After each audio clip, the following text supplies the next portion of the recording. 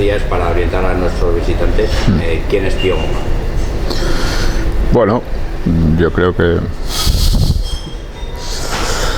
Bueno, soy un historiador, novelista, he escrito una novela que es la que voy a presentar hoy, analista político, tengo 2 blogs, uno en intereconomía.es y otro independiente, y he escrito unos 30 libros de cuestiones de historia y diversos, y de análisis político, situación actual, etcétera. El último libro que está presentando está basado en la Guerra Civil. ¿Por qué de ubicar en la actualidad un libro en la Guerra Civil? Bueno, realmente es una novela y no está solo en la Guerra Civil. En realidad sucede en Cataluña durante la Guerra Civil. En Cataluña hubo muy poca guerra civil, excepto al final, y los protagonistas pues viven aquella situación, una situación muy extrema. Después son 2 amigos y después deciden irse a la División Azul en Rusia. Por cierto, estuve el año pasado estuve en los, digamos, ámbitos de la División Azul, en los escenarios, ¿no? En Leningrado, actualmente San Petersburgo, en el Volkhov, en Novgorod.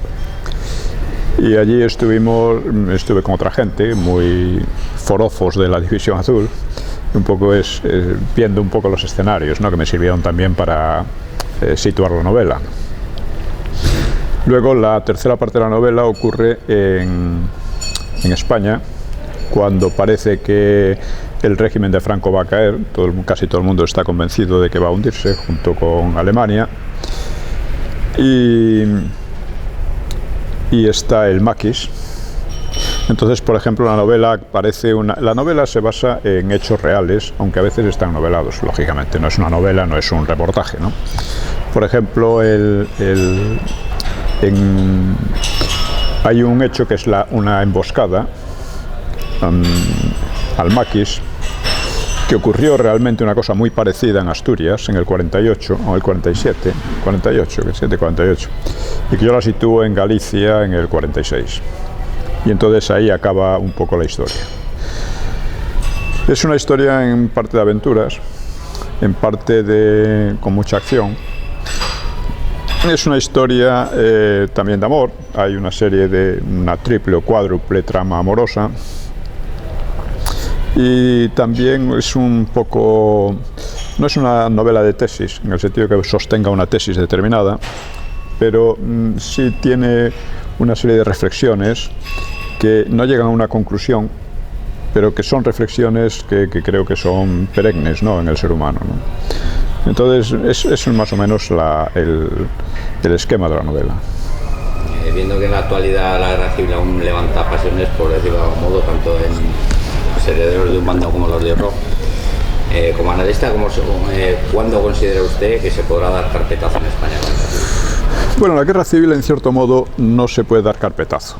Hay guerras civiles que son desastrosas en el sentido de que provocan una crisis o un derrumbe del país, y otras guerras civiles que son, en cierto sentido, revitalizadoras, como fue la guerra de secesión de USA, de Estados Unidos, ¿no?, o en este caso la guerra civil española, ¿no? La guerra civil española, de ella ha derivado la paz más larga y más fructífera que ha vivido España y que todavía permanece, aunque cada vez más herida, por así decirlo, ¿no? Es decir, pero es la paz más larga que ha vivido España en 2 siglos, por lo menos, ¿no? Entonces esto es una cosa sorprendente, que se intente volver a los odios que destruyeron la República, porque la República fundamentalmente fue destruida por los odios ideológicos, sociales, etcétera, ¿no?, y que ahora se intentan reproducir. O sea, hay un equívoco enorme, por ejemplo, cuando se dice que el Frente Popular, que lucharon los nacionales y los republicanos. No había tales republicanos. Los republicanos eran el Frente Popular, y el Frente Popular se componía de comunistas, de marxistas radicales del PSOE, de anarquistas, de golpistas como era Azaña, por en cuanto perdió las elecciones trató de hacer un golpe de Estado, de la Esquerra catalana, que era muy parecido, y de racistas del PNV. O sea, llamar a estos partidos, estas tendencias demócratas, es un insulto a la inteligencia, y sin embargo se dice, se mantiene. Y es este insulto a la inteligencia lo que está derrumbando, lo que está arruinando la actual España. La España que después del franquismo salió de una situación excelente en dos aspectos. Primero, era una sociedad próspera, era una sociedad que llegó al 80% y estaba subiendo al 80% de la media de países ricos de Europa, que no ha vuelto a alcanzar, bueno, ha vuelto a alcanzar durante pocos años para volver de nuevo hacia atrás, y sobre todo era una sociedad reconciliada. Los odios de la República habían sido olvidados, y de repente una serie de partidos, grupos y políticos absolutamente irresponsables están tratando de volver a aquellos odios, reivindicando el Frente Popular. ¿Cómo se puede reivindicar el Frente Popular? Eso es que o no se tiene ni la menor idea de lo que realmente pasó entonces, o que se tiene idea pero que se quiere volver a una situación nefasta, ¿no? Entonces esta es digamos el marco de la primera parte de la novela. De hecho, la primera parte transcurre en Barcelona y en Cataluña en general. Y en Cataluña lo que hubo fue sobre todo revolución. Más que guerra, hubo revolución. Al final hubo guerra, claro, cuando llegaron los nacionales, cuando escapan, en fin, los líderes del Frente Popular, junto con una masa de gente, de exiliados, que vuelven las tres cuartas partes de ellos en el mismo año 1939, vuelven a España. Huyeron en gran parte presionados por las tropas del Frente Popular que les obligaban a escapar, ¿no? No todos, pero muchos de ellos. Y volvieron, ya digo, casi las tres cuartas, además de 2/3. Entonces, claro, uno se sorprende de que haya tal irresponsabilidad por intentar resucitar esos años, por intentar embellecerlos, de presentarlos como si fueran un modelo para nosotros. Es todo lo contrario, es algo que debiera estar superado por completo. Porque además los odios fueron superados. O sea, ya nadie odiaba tampoco a las izquierdas, ni a los rojos, ni... En general no se les odiaba, se les consideraban una cosa que ya había sido dejada atrás. Y ahora intentan volver a eso, ¿no? Eso es asombroso. Bien, la novela transcurre en esa época. Después, digamos, los protagonistas se trasladan a Madrid y allí deciden meterse en la División Azul, lo cual provoca una serie de problemas muy serios con, en fin, el protagonista principal, que es un profesor de filosofía que decide recordar su juventud, una juventud extremadamente traumática, ¿no? Por todo lo que le ocurre, porque asesinan a su familia, a su padre, ¿no? Al que cree que es su padre ante sus ojos, ¿no? Y luego, pues, deciden ir a la División Azul. Entonces, me he documentado mucho sobre la División Azul, sobre las distintas posiciones que había allí, ¿no? Y, en fin, he procurado ser respetuoso, tanto con los rusos como con los alemanes. O sea, la División Azul no participó ni en genocidios, ni en masacres, ni tal, ¿no? Hombre, hubo crímenes, pero crímenes particulares, ¿no? Que, como en todas las guerras, eso es indudable. Y luego, pues, vuelven a España y se encuentran con una situación en la que parece que se va a hundir el franquismo y que va a volver el Frente Popular o algo parecido, aunque sea bajo la forma monárquica. Hay un montón es una época en que hay un montón de como diríamos, de conspiraciones monárquicas, comunistas, de otros tipos diversos, pensando que ya aquello se acaba y que va a venir una cosa parecida a la República, ¿no? Cosa que nadie deseaba, porque la verdad es que cuando acaba la Guerra Civil, los que menos quieren volver a la situación anterior eran los que vivieron el Frente Popular. Ellos vieron cómo aquello era, las izquierdas se asesinaban entre ellos, se mataban entre ellos, robaban todo lo que podían y los jefes se marcharon al exterior con unos inmensos tesoros, dejando a sus sicarios, chequistas y tal, expuestos a la venganza de sus víctimas, ¿no? De los franquistas, etcétera. Y la verdad es que en España nadie quería volver a eso. La prueba es que el maquis no consiguió el apoyo popular, que lo lógico es que lo hubiera conseguido, porque la idea que tenían los comunistas era muy correcta.